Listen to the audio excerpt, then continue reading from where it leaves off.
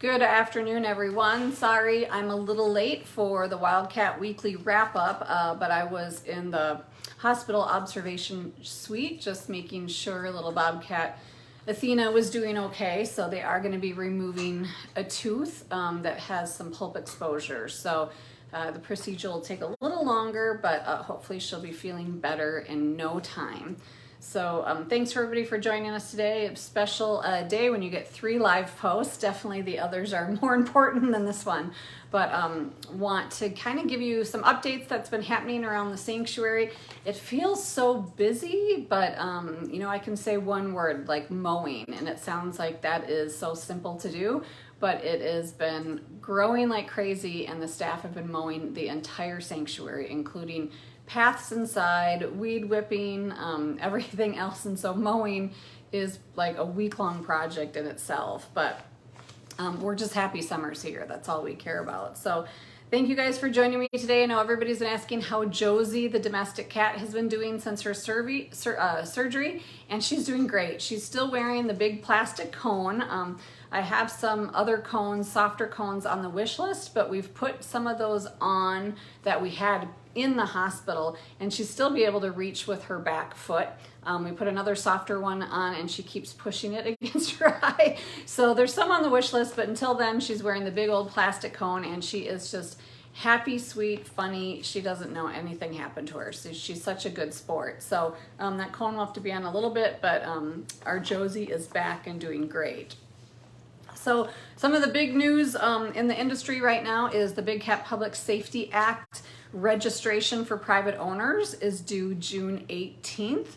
We know a lot of private owners aren't watching this, but you know, really we just want to state we're not surprised if there's not going to be a lot of registrations. That does not mean we don't have a big cat crisis. It just means these private owners or people that are doing things under the radar don't want to be watched and don't want to be checked in, so they're just going to keep flying under the radar until something happens. And the reality is this is a great tool, the Big Cat Public Safety Act, to have on the books when issue arises, when a tiger's reported or something like that. So I'm still very thankful for it. But June 18th, U.S. Fish and Wildlife has really said sternly that there is not going to be any extensions, there's not going to be any exception if the private owners do not register their big cats, cougars and bigger, by June 18th, that they will be subject to very large fines and forfeiture of their animal. So we're getting the word out more so because we want people compliant with this law. We want to know where the big cats are. We want people to have oversight to make sure they're not breeding them, that they're not doing cub petting, and that they're compliant with the law. We also don't want to see an influx of big cats coming to sanctuaries right away, especially if they're being taken care of.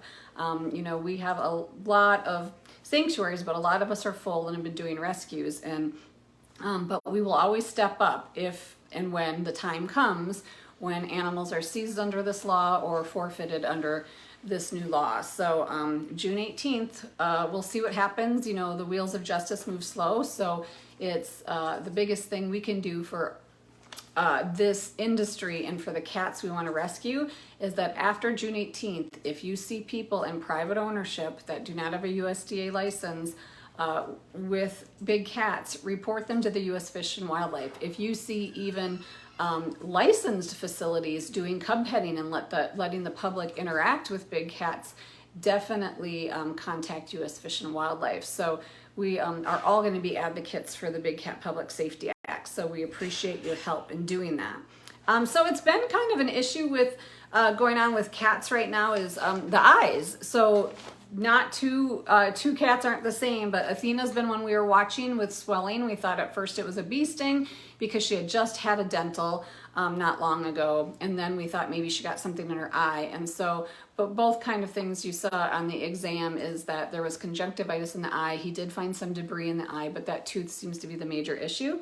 Tiger Zeke has also been having some eye issues with the third eyelids coming up and down and kind of blinking. We were doing some rinsing of the eyes. Now we've kind of left it alone. It's gotten better, but he still has some third eyelids coming up. And it has been, you know, really smoky, poor air quality from the Canada fires coming down. So that can be it. huge pollen. So any of our humans and cats that have allergies, they're definitely been flaring up. And without the rain, everything's been really dry, including the dirt road and things. So it'd be very easy if some other cat or something kicked up something and Zeke got in his eyes. So we're not too worried about Zeke yet. We're not planning on sedating him at this time. So we'll just continue to watch him.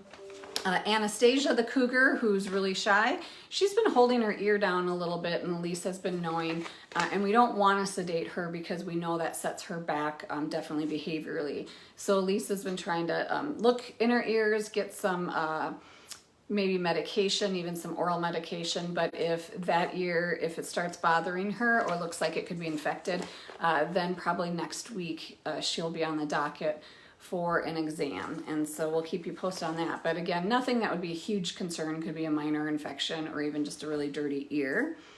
Some updates. So as you guys know, we are trying to be doing some mergers with Buddy and Bella was our first ones. Well, Buddy the bobcat has made it quite clear that he has lived alone his 18 years before coming to TWS, and he does not want to live with Bella. So Buddy got moved to a larger area in quarantine. We were thinking of moving him back down to his big 6,000 square foot habitat, but we really want to see what the rest of the bobcats do, and we don't want Buddy to have to move multiple times just for his stress level. So he just moved right across the way, and it was a quick move, switch move, and it was like no beat was missed. He, you know, still outgoing, still happy, still confident. So we'll keep you posted. Elise and I were going to do a play date today with Bobcat Brianna and Canada Lynx Ramsey, but then Athena's vet day was a priority. And so we might probably not have time for that today, and we don't ever want to rush those, and there's plenty of time. So we'll keep you updated on that. Otherwise, cats are doing pretty well otherwise. You know, Leopard Shazam has been a little different. He's been overly friendly, and if you know Shazam, that being crazy, but then he switches really quick and gets upset. So we're just seeing if maybe that's his gabapentin or something going on and watching him, but otherwise he's doing pretty good. Lavani has been come up and down on food again a little bit, so we've been watching Cheetah Lavani with his gastritis. Some little bit of play dates with and moves we're still trying to do with some Bengals. They are not wanting to cooperate. And I will tell you, we've gotten more Bengal and Savannah calls this week, and nor us or other sanctuaries have space right now. I'm referring them to Bengal rescue groups, and really just convincing the owners to kind of do what we do, try and keep them. Here's how you can house them. They're going to still urinate, but you can accommodate them. It is just crazy, crazy time out here. And then we have some new residents that hopefully we'll be sharing as soon as we can. But we've been busy making sure that they're settling in pretty well and enjoying indoor, outdoor space. And, you know, hopefully their stories will be able to be told in the near future. It's also not only mowing season, it is fly season. We get deer flies, and now that we did have the rain we needed, we have some mosquitoes. And so we've been setting up a lot of timed fly spray that you would use on horses in the cat buildings. Outside can be a little more challenging, and most of the cats are pretty good, but like Sophie the lion, she tends to just want to be stubborn and not tell the flies to go away. So we're trying to find creative ways to keep the flies off of her. When she comes up to eat, they want to do a light mist of spray on her, but again, they don't want anything to be negative because she's also already a hard cat from a husbandry standpoint. So they're doing that. When she comes in to eat, they're going into the habitat and spraying all her favorite spots, and we know that doesn't last very long. We've talked about putting Avon Skin So Soft on cardboard and things because cats like to rub in it because of the scent, and then that can help coat her. Fans are just not working because our habitats are too big, so the air doesn't get to her. So it's nothing of a big concern, but we just don't like seeing flies on our cats. We know that can be uncomfortable and a nuisance, and we don't want any fly bites. So we do everything we can from preventive that way. We also had some new interns start, the 2 media interns Judson told you about, and we had 1 new animal care intern start today, so welcome to them all. We're really excited to have them on board and have them advocating for big cats and learning from the Wildcat Sanctuary. The Cat Film Festival is something that happens here every year in Minnesota. We will have an outreach booth there, and we've submitted a video that will hopefully make it on the big screen. And so it's outreach season, and we had some of our wonderful thank you volunteers who did outreach at a Pride booth last weekend, and I know we have more booths coming up to help educate people to keep the wild in their heart, not their homes. So that's really exciting, and we appreciate all the volunteer help that way. We've had volunteers on site for crew days, and they were planting trees. They planted trees and bush in what is now Winona's yard again, was Dash's, and also Indy and Nova's areas. Those are two habitats that we cannot get the cats that are in there, no matter how many times we rotate cats, to leave those trees alone. So we're really trying this time. We put a willow and a pine tree kind of crossing off both. The volunteers and Andrew built cages around them to try and keep them safe from the cats. So we're really hoping more shade can go in there as well. Ashes, the Bengal who lives in the volunteer center, our carpentry volunteer came and built platforms in her outdoor catio. So just like Benny, Oreo, and Emery have here, now Ashes has a lot of vertical space in her outdoor catio when she goes outside from the volunteer center. So that's been awesome. Some really awesome things that you guys have helped do, which is so exciting, is the toy drive. I was just blown away. You know, buying a big cat toy seems easy, but when you look at the price tag, that is hefty. They range from, you know, $250 up to $600 plus big shipping. But those zoo toys are so important because they're safe for the cats, and they like them, and we can, you know, they go through them, and then we make those, Jenny makes those wonderful auction items. So you guys raised over 20 toys, like zoo toys, big cat toys, and those are going to be coming in the next few weeks. And so thank you, the cats and Nova and Prada, and plus everybody that got a toy is going to benefit from that. The cats that get new toys, the old toys get rotated, and other cats love to have their scents on it, so that's amazing as well too. And then also back, you'll have to remember, back I think in January or February, you guys all stepped up and helped us buy 2 new UTVs, not only for the caretakers, so that, and also that the hospital team had a designated UTV. And that's how long the lead time still is, even after COVID. Like, our skid steer took forever.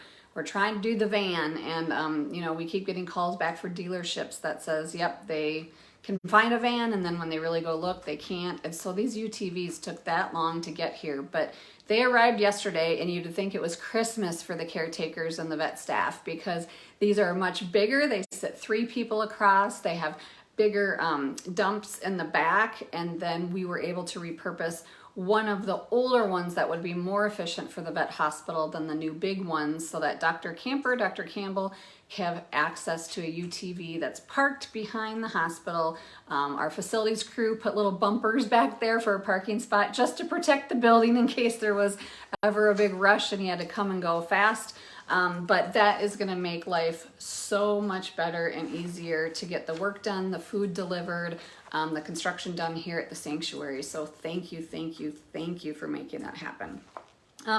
Even though we're closed to the public, we do have a few opportunities a year for donors to come on site. And so we are excited to welcome 55 of our top donors this weekend. It is a kind of an appreciation event for those that give a certain level, so that they can see where their gifts are going. And it is kind of a tour that they get. The caretakers will be here sharing all the cat details with them. They'll get to talk to caretakers. There's a mini silent auction. And we know so many people would love the opportunity to come to the sanctuary, but also support our true mission of being closed to the public. And so that's why we also have a VIP event that is September 30th this year. And if you ever want to bid on tickets, and there's usually up to 7 in the auction at times available to get your chance to come on site in a very special, intimate setting. You also get a bus ride to the sanctuary, lunch, you get a free cocktail hour at night, and a sit-down dinner with us and the staff. Those will be available in the auctions, online auctions coming up. So don't worry if you didn't get invited or wasn't part of the top donor event, you still have an opportunity to come on site for the VIP event.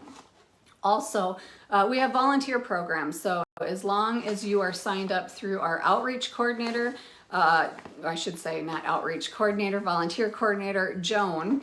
Joan is the one that puts those together, and we have crew days that are signed up. We have mowing teams. We have gardening teams. So we definitely are looking for people that are local enough to give some reoccurring commitments, because there is training and things that go in. But volunteers do an amazing, amazing thing on sites for the sanctuary, as well as off-site at the outreach booths.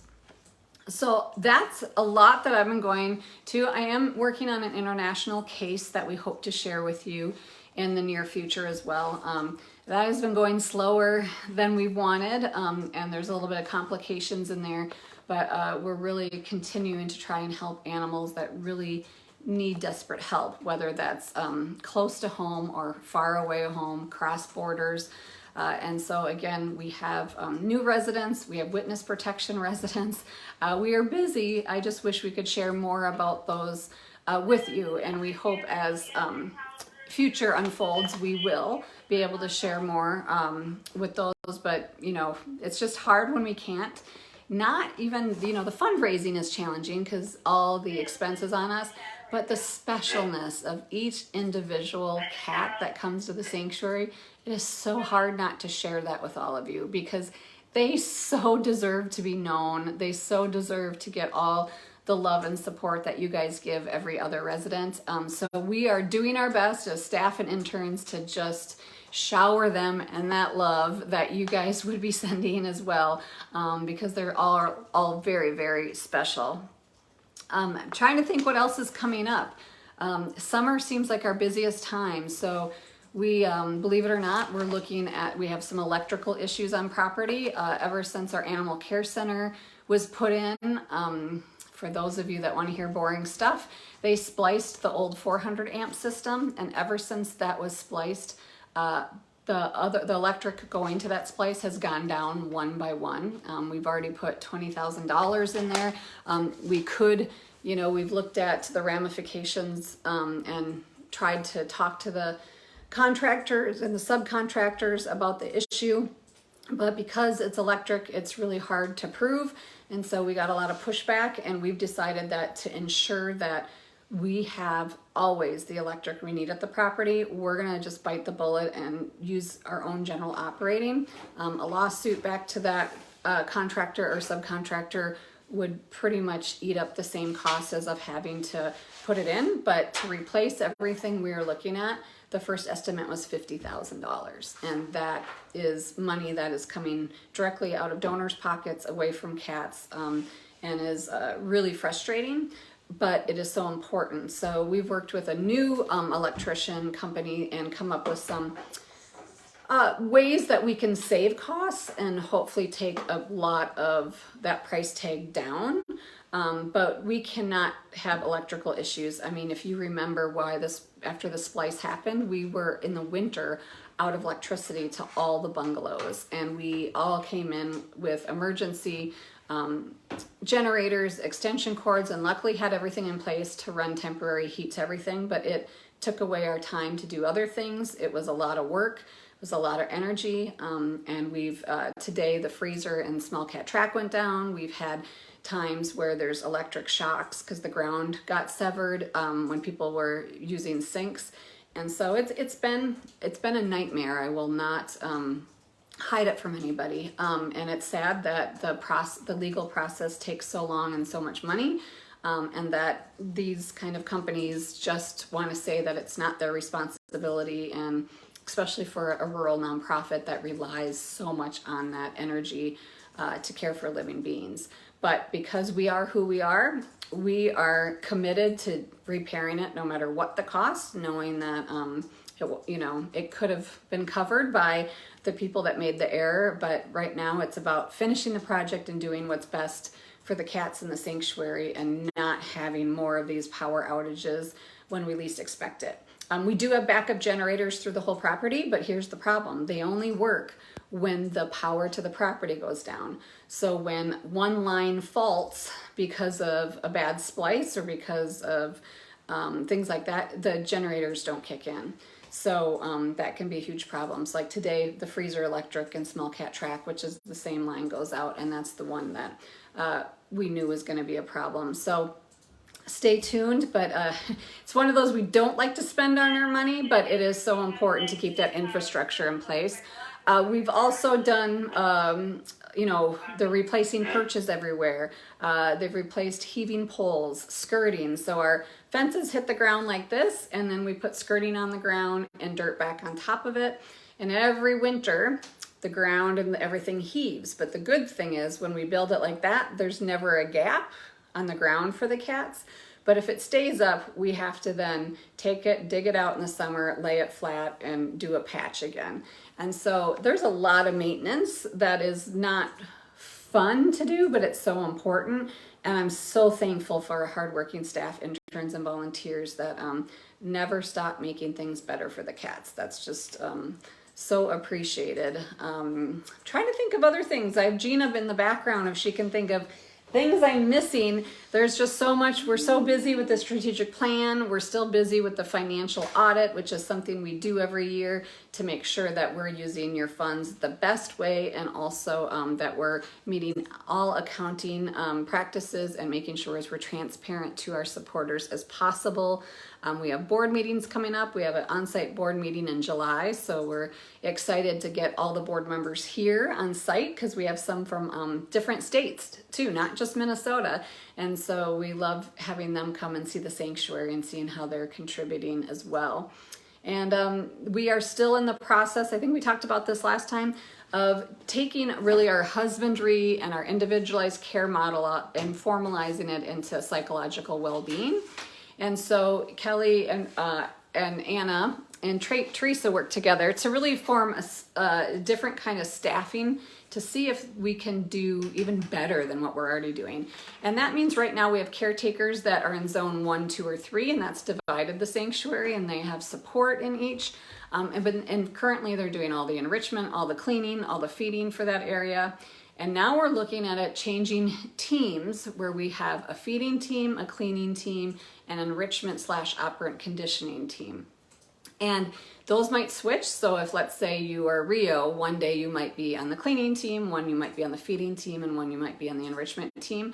But it's about the workflow of the day so that, yes, cleaning is important. And so guess what happens when the day gets away from you and you have to mow and you have to clean and you have to feed and you have to give out meds and Athena's in the hospital. You know, sometimes an enrichment or operant conditioning can be the one thing to go because it feels like it's a wonderful add-on, but not a must-have. Well, we are saying that, nope, that's a must-have. And it's not a must-have to throw a box in there in case a cat doesn't like it. It's a must-have to give them dynamic enrichment and to actually look at what they're doing, how they're using it, that it's keeping them busy, the food foraging and all that. So this new team dynamic, it's gonna take some kinks to work out because it's just whenever you try a new process, but we really, really think it's gonna bring operant conditioning, enrichment and all that, which is already a really important part of it, but more to the forefront. So I look at the care of the animal as a whole or a continuum, right? So if this is the whole, the circle, part of that is medical treatment, part of it's food and nutrition, part of it's dynamic habitat space, enrichment, you know, all that. So yes, medical might take up a lot during geriatric care because we're taking care of them, we're, you know, modifying things, but you have to have that full circle working. Or for example, if this is the continuum and this is a cat, I don't know, you guys are backwards for me in my head, but if this is like, you have the medical care, the treatment, you know, you're living, and this is being adverse from pain and things like that. Yeah, that's great, but you need to have joy and mental stimulation. So we don't want to be just in the middle of the continuum. We want to be the very end of the continuum where it's blissful joy, it's living your life fulfilled, not just meeting those physical needs. So we're really, really excited about that. So we'll kind of take you along on that ride when the staff kind of change up their schedule in July and start kind of this new practice and what it looks like. Right now, Kelly and Teresa and Anna are kind of putting schedules together. We're adding to animal care software how we measure all this. So it's always improving for the animals that you help us rescue. So I just want to say thank you for that. And, you know, I'm going to get ready for our big event this weekend and check in on Miss Athena and just, you know, enjoy the 70-degree day we have here and go see kind of more cats, spend more time with everybody outside. And I hope you guys have a wonderful week till I see you next week.